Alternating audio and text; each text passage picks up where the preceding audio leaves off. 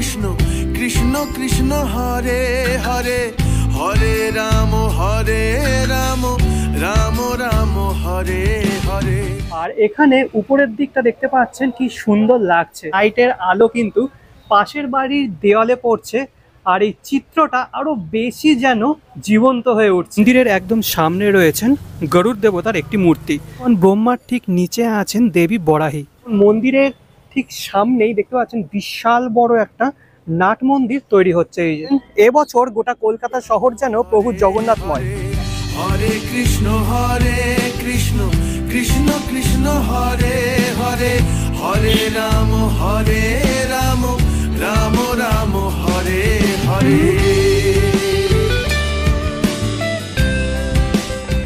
নমস্কার বন্ধুগণ, কেমন আছেন আপনারা? আশা করি ভালো আছেন। এবছর গোটা কলকাতা শহর যেন প্রভু জগন্নাথময়। কেন বলছি? কারণ এবছরে কলকাতা শহরে একটি নয়, দুটি নয়, তিনটি প্রভু জগন্নাথ দেবের মন্দির উদ্বোধন হয়েছে।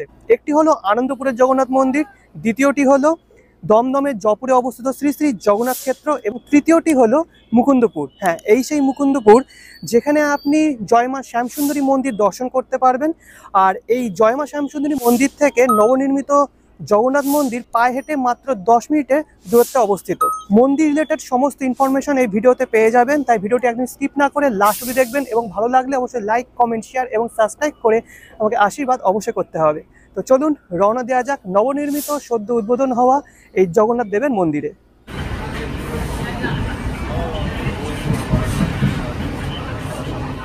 বর্তমানে দাঁড়িয়ে আছি মুকুন্দপুর এলাকায়। বিধাননগর রোড স্টেশন থেকে যে বাসগুলো মুকুন্দপুরের দিকে যাচ্ছে সেই বাসে আপনাদের উঠতে হবে। রাস্তাটা দেখছেন, এটি হলো বিশ্ব বাংলা সরণি আর উপরে রয়েছে Jyotirindra Nandi metro station. Metro ঠিক বাঁদিকে রয়েছে মেট্রো ক্যাশ অ্যান্ড ক্যারি। আর তার পাশে এই যে রাস্তাটা সোজা চলে গেল, সোজা 2 মিনিট মতো হাঁটলে পড়বে মেডিকা হসপিটাল। এর ঠিক পাশে আরও একটা রাস্তা বাঁদিকে ঢুকেছে, বেশিক্ষণ না, ওই 5 পা মতন হাঁটলে বাঁদিকে একটা রাস্তা ঢুকে গেছে, সেটা হলো মুকুন্দপুর রোড। সেই রোডেই আপনাদের যেতে হবে। সে যখন উঠবেন তখন বাসদাদাকে বলবেন যে মুকুন্দপুর রোডের সামনে নামবেন।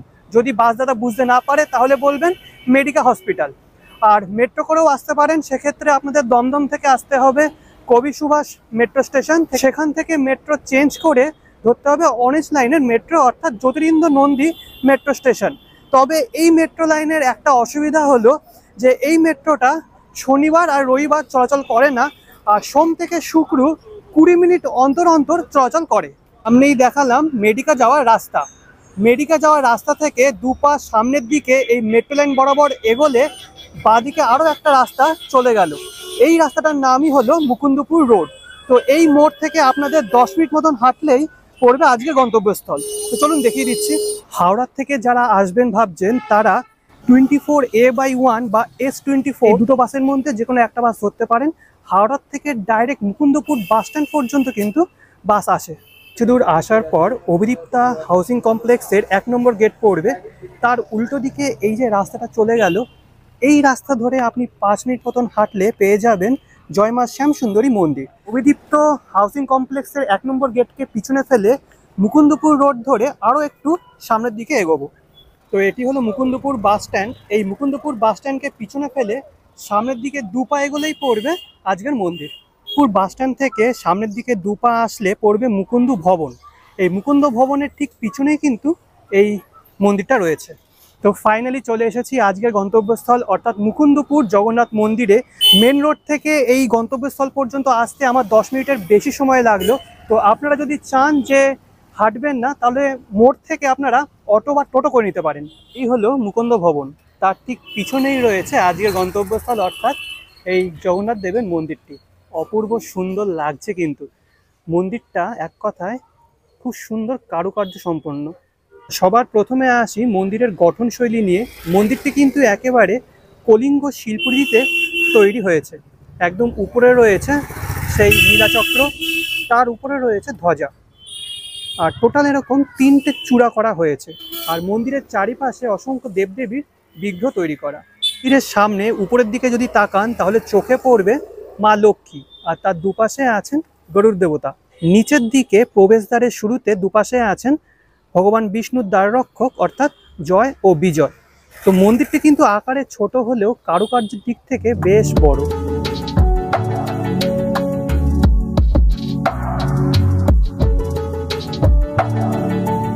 এবার চলে এসেছি মন্দিরের ডান দিকে। এপাশে দেখতে পাচ্ছেন ভগবান ব্রহ্মার বিশাল বড় একটা মূর্তি তৈরি করা। এই ব্রহ্মার ঠিক নিচে আছেন দেবী বরাহী। তো ইনি হলেন ভগবান বিষ্ণুর বরাহ অবতারের নারী রূপ। এই যে, তো দেবী বরাহীর যে রূপ বা মূর্তি, এটি কিন্তু কোনো মন্দিরে আমি দেখিনি এতদিন পর্যন্ত, এই প্রথম দেখলাম। দেবী বরাহীর ঠিক পাশে আরও দুই দেবতার মূর্তি গড়া আছে। এই দুই দেবতা কে বা কারা আমি কিন্তু সঠিক জানি না। আপনারা যদি জেনে থাকেন তাহলে অবশ্যই কমেন্ট বক্সে কমেন্ট করে জানাবেন। এই যে, আর একদম প্রথমে রয়েছে দেবাদিদেব মহাদেবের একটি মূর্তি। ইনি কিন্তু সব জায়গায় সব মন্দিরে বিরাজমান। এর ঠিক পাশে এখানে একটা সময়সূচি দেওয়া আছে মন্দির সম্পর্কে। তো মন্দির খোলে কিন্তু 6:30টার সময় সকালে, আর দুপুর 12টার সময় ভোগ নিবেদন করা হয়। তারপর 1টা থেকে 4টে পর্যন্ত বন্ধ থাকে মন্দির। তারপর 4টের সময় আবার খোলে, আর সন্ধ্যা আরতি হয় 6:30টায়। এই যে, আর এখানে যারা মন্দির কমিটির সদস্যরা আছেন তাদের নাম সহ ফোন নাম্বার দেওয়া আছে। আপনাদের যদি দরকার হয় তাহলে ফোন করে যাবতীয় তথ্য নিয়ে নিতে পারেন।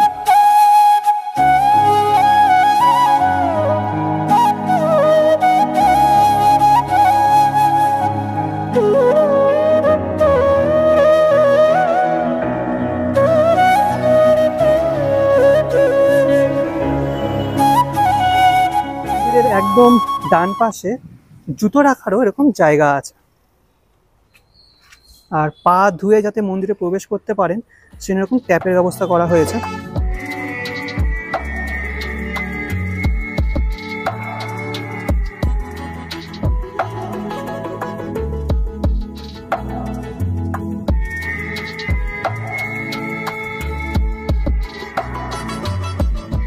মন্দিরের পাশে একটা বিল্ডিং আছে, সেই বিল্ডিংয়ের মাথা থেকে নিচ পর্যন্ত শ্রী চৈতন্য মহাপ্রভুর এবং চিত্র অঙ্কন করা আছে। দারুণ লাগছে।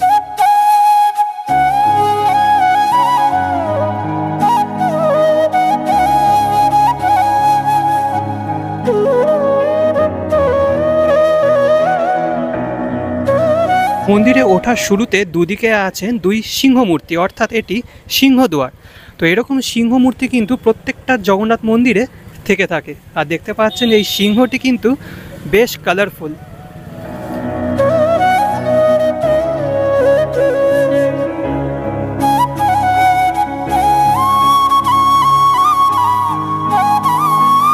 মন্দিরের একদম সামনে রয়েছেন গরুড় দেবতার একটি মূর্তি, যিনি হাত জড়ো করে এক দৃষ্টিতে তাকিয়ে আছেন প্রভুর গর্ভগৃহের দিকে। বাইরের থেকে আপনাদের পাশের এই বিল্ডিংয়ের চিত্রটি আপনাদের দেখাচ্ছিলাম, আর এখন দেখুন একদম কাছ থেকে এই চিত্রটি আপনাদের দেখাচ্ছি। কি সুন্দরভাবে এঁকেছেন।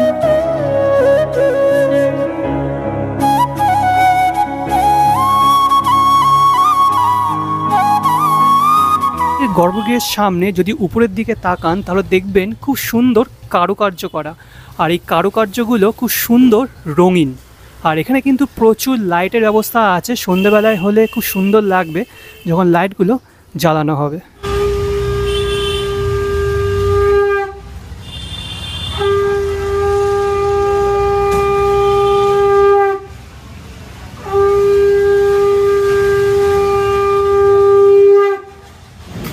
আচ্ছা, এখন দেখছেন গর্ভগৃহের দুয়ার খুলে দেওয়া হচ্ছে।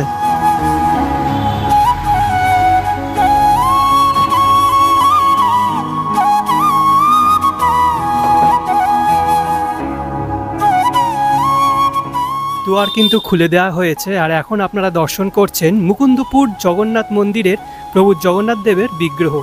এখানে প্রভু জগন্নাথ দেব, দেবী সুভদ্রা এবং প্রভু বলরামের সাথে আছেন।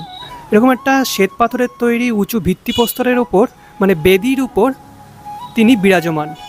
উপরের দিকে আছে ছোট একটা ঝাড়বাতি, যখন জ্বালানো হবে তখন দেখতে খুব সুন্দর লাগবে। পরনে আছে এরকম ফুলের মালা, আর একটা হালকা নীল বর্ণের পোশাকে প্রভু সজ্জিত। তো এক পাশে আছেন দেখতে পাচ্ছেন প্রভু জগন্নাথ দেব, মাঝখানে আছেন দেবী সুভদ্রা এবং এদিকে আছেন প্রভু বলরাম। আচ্ছা, গর্ভগৃহের ভিতরে যে লাইটগুলো ছিল সেগুলো কিন্তু জ্বালিয়ে দেওয়া হয়েছে, আর এখন দেখুন গর্ভগৃহের সৌন্দর্যতা।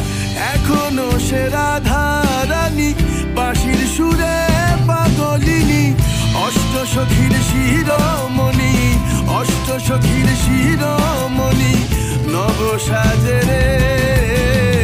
হরে কৃষ্ণ কৃষ্ণ। হরে কৃষ্ণ। আমার নাম অমল যাদব দাস। আমাদের সকাল থেকে বাল্যভোগ হয়, তারপরে এমনি মাঝখানে আবার ফলভোগ লাগানো হয়, তারপরে দুপুরবেলায় রাজভোগ হয়, বিকেলে আবার এখন একটা ছোট ভোগ লাগানো হয়, আবার পরেও বিকেল 7টার দিকে ভোগ লাগানো হয়, আবার 8:30টায় ভোগ লাগানো হয়, এবং বাকি যারা আসেন ভক্তরা তারা যখন যেটা নিয়ে আসেন সেটাও ভোগ লাগানো হয়। হ্যাঁ, অবশ্যই আমরা প্রসাদ দুপুরেও দেওয়া যায়, এবং বাল্যভোগ যেটা প্রসাদ হয় সেই প্রসাদটা আমরা বিতরণ করি, এবং বিকেলে যত এখানে সমস্ত মোটামুটি প্রায় 100-150-এর উপর ভক্ত প্রতিদিনই এখানে হয়, সেই ভক্তের প্রসাদ আমরা হস্তপ্রসাদ প্রদান করি। এটা সম্পূর্ণ বিনামূল্যে। এখানে আমাদের পৌরমাতা হচ্ছেন অনন্যা ব্যানার্জি, ওনার তত্ত্বাবধানে আমরা সকলে হয়েছি। তার সঙ্গে এখানে রোজ প্রতিদিন সন্ধ্যাবেলায় নাম কীর্তন হয়, প্রচুর পরিমাণে ভক্ত সমাগম হয়। আপনারা যদি কোনো সময় আসেন দেখতে পাবেন সন্ধ্যাবেলায় রোজই নাম কীর্তন হচ্ছে। আমাদের 11 তারিখ ভগবান শ্রী জগন্নাথ দেবের স্নানযাত্রা আছে, সেটা অনেক বড় করে হবে, এবং সকল ভক্ত প্রায় হাজার ভক্তের তাদের সমাগম হবে, এবং সেই রথযাত্রা পরে 14 দিন পরে, যেটা 15 দিন পরে আপনার রথযাত্রা হবে, সেই রথে 3টে বিশাল বড় বড় রথ হবে। সেই রথে ভগবান জগন্নাথ, বলদেব, সুভদ্রা আরোহণ করবেন। আমরা সেই রথে এই এলাকায় পরিচালনা করব। এই মন্দিরকে কেন্দ্র করে কিন্তু আরো অনেক কিছু গড়ে উঠছে, যেমন মন্দিরের ঠিক সামনেই দেখতে পাচ্ছেন বিশাল বড় একটা নাট মন্দির তৈরি হচ্ছে এই যে, আর এখানে তৈরি হবে ঠান্ডা পানীয় জলের ব্যবস্থা গড়ে তোলা হবে, আর তারও সামনে একদম দেখতে পাচ্ছি কতগুলো লোক দাঁড়িয়ে রয়েছে। এই যে এই জায়গাটা, এটা রন্ধনশালা তৈরি হবে। শুধু তাই নয়, একদম সামনে বিশাল বড় একটি তোরণ তৈরি হবে আগামী দিনে।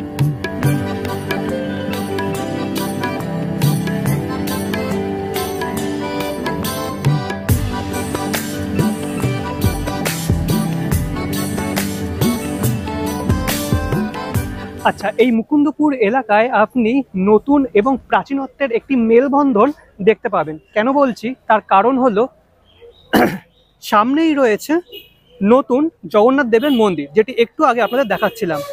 তার ঠিক ডান পাশে 2 পা হাঁটলে পড়বে আরেক জগন্নাথ দেবের মন্দির, কিন্তু এখানে যে জগন্নাথ প্রভুর বিগ্রহ আছে সেটি কিন্তু একেবারেই অন্য ধাঁচে তৈরি। নাম পরেশ চক্রবর্তী। মন্দিরটা প্রতিষ্ঠা হয়েছে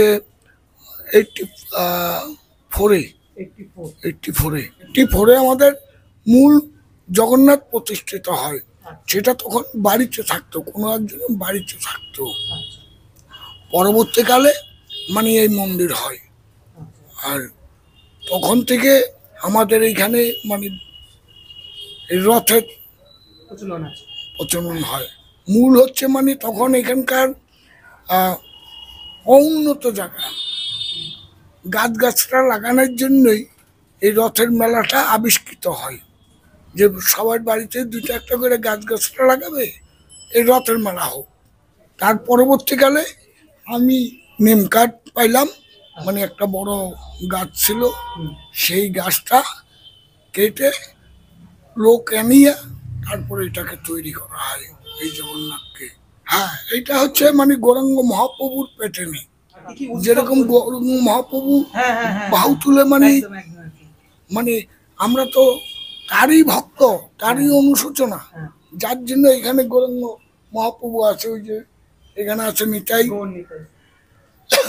তার অনুকরণে এই মূর্তি করা।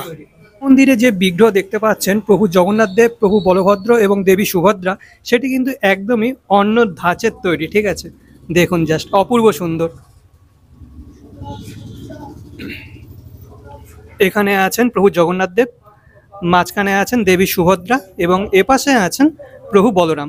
3জনকে ঘিরে আছেন গরুড় দেবতা। এই যে এপাশেও আছেন গরুড় দেবতা, এপাশেও আছেন গরুড় দেবতা। আর তাদের সামনে আছেন গোপাল ঠাকুরের একটি বিগ্রহ।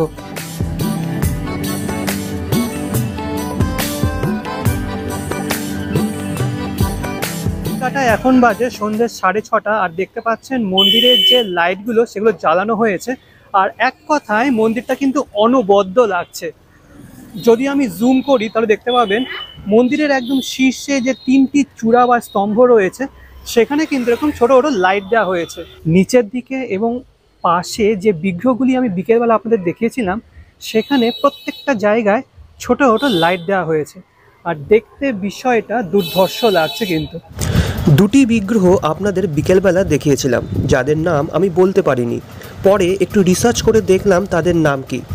প্রভু বলভদ্রের রথে যে 9 জন পার্শ্ব দেবতা থাকেন তাদের মধ্যে এরা 2 জন। একজন হলেন দ্বাদশভুজ নরসিংহদেব। অনেকে এই নরসিংহদেবকে উগ্র নরসিংহদেব বলেও চেনেন, এবং আরেকজন হলেন অনন্ত বাসুদেব। পুরীর রথযাত্রার সময় আপনারা প্রভু বলভদ্রের রথে এই বিগ্রহগুলি দেখতে পাবেন।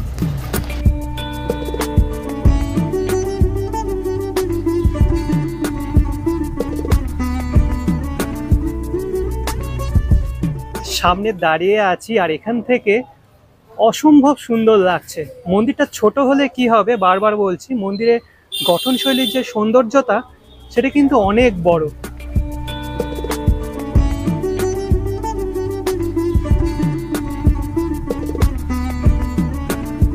তো বর্তমানে দাঁড়িয়ে আছি মন্দিরের গর্ভগৃহের একদম সামনের অংশে।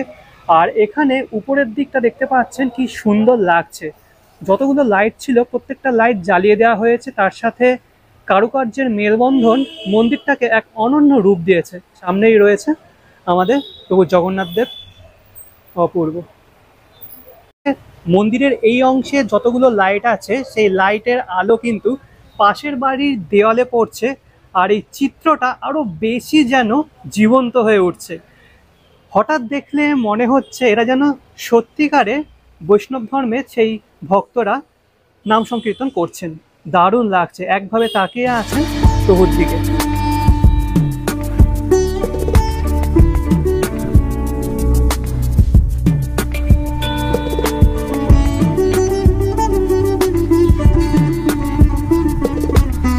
আচ্ছা, তো মোদ্দা কথা, এই মুকুন্দপুর অঞ্চলে আসলে আপনারা একই সাথে তিনটি মন্দির দর্শন করতে পারবেন। 1 শ্যামসুন্দরী মন্দির, 2 নবনির্মিত এই জগন্নাথ মন্দির, আর 3 নবনির্মিত জগন্নাথ মন্দিরের পাশে থাকা প্রাচীন জগন্নাথ মন্দির। কেমন লাগলো ভিডিওটা অবশ্যই কমেন্ট বক্সে কমেন্ট করে জানাবেন। যদি ভালো লেগে থাকে তাহলে অবশ্যই লাইক, কমেন্ট, শেয়ার এবং সাবস্ক্রাইব করে আমাকে আশীর্বাদ অবশ্যই করতে হবে। নেক্সট ভিডিও খুব তাড়াতাড়ি আসে। আনটিল দেন ভালো থাকবেন, সুস্থ থাকবেন। আজকের জন্য